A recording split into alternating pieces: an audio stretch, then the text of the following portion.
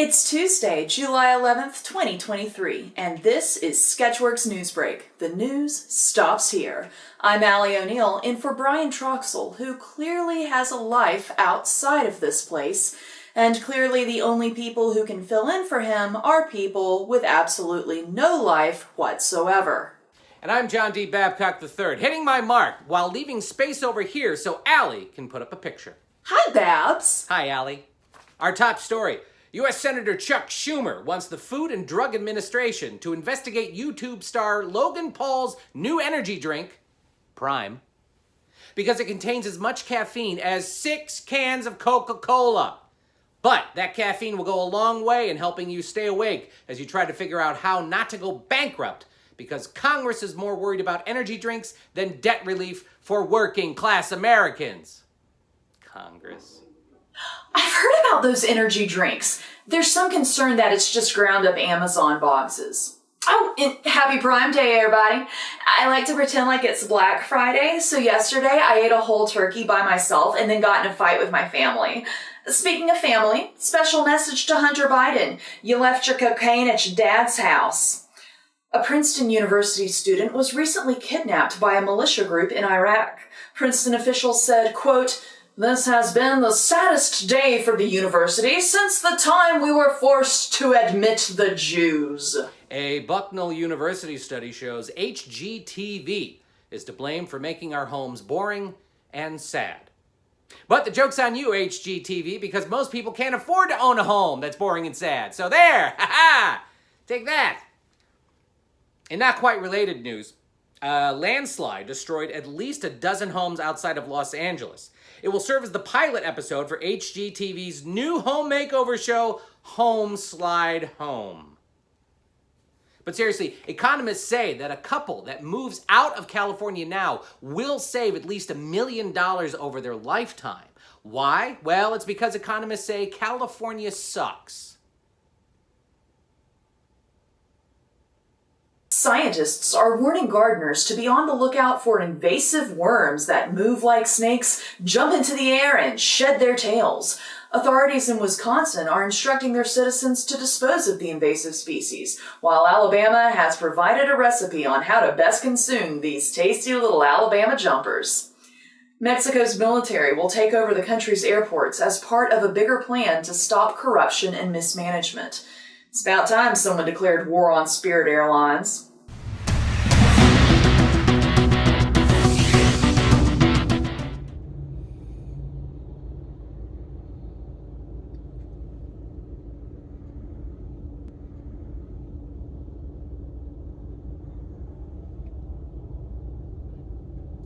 I don't think I'm ever going to make it out of here. With your Sketchworks Traffic Report, I'm Tim Allard.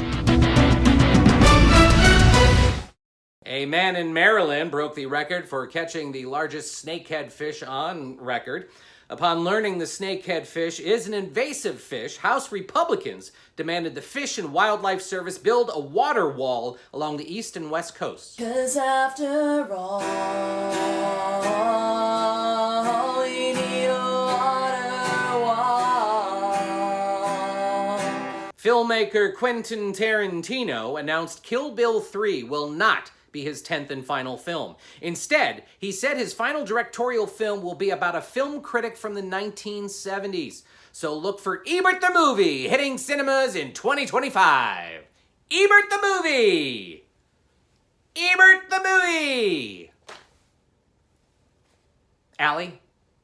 Harry Styles is the latest performer to be hit by an object while performing on stage. Younger fans had to be instructed that artists are not an app and will not skip the song if you hit them. A Canadian judge just ruled that a thumbs up emoji can be used as a legally binding agreement.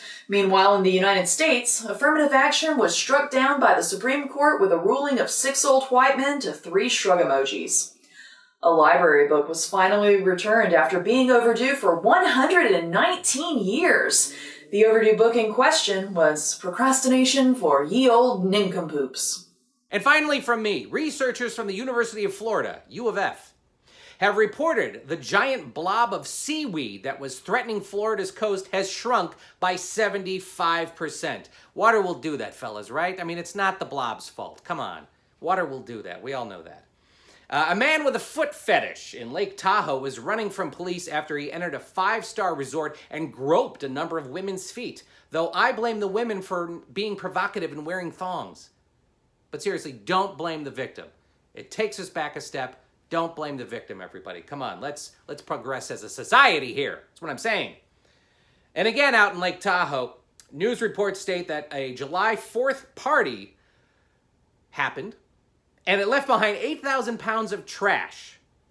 Though after a second look, it turned out the 8,000 pounds of trash was just your mom. Ha ha! Babcock out on a mom joke. Yeah! A new Twitter rival was launched by Mark Zuckerberg and Meta last week, called Threads, which allows you to post text, share videos, and collude with the Biden administration. Finally!